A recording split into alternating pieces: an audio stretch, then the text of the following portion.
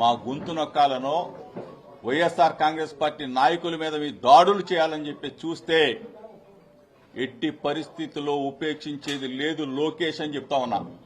నీ పిల్ల చేష్టలు మానుకో, నీ క్షణికానందం మానుకో, నీ రాక్షసానందం మానుకో.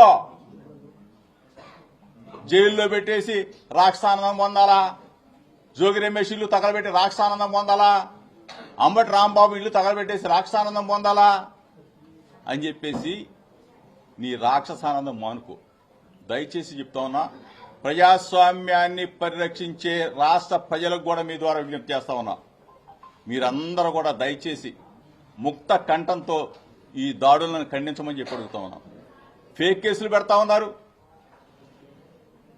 అకారణంగా జైలు జీవితం కూడా అనుభవించాం. ఫేక్ కేసులతో మీ ఆనందం తీరక మా మీద దాడులు చేస్తే ఎట్టి పరిస్థితుల్లో కూడా రాష్ట్ర ప్రజలు క్షమించరు.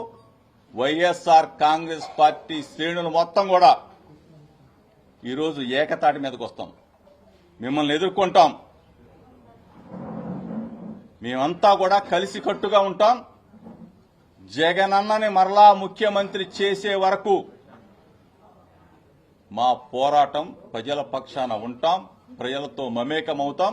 వైఎస్ఆర్ కాంగ్రెస్ పార్టీ జెండాన్ని రెపరెపలాడిస్తాం.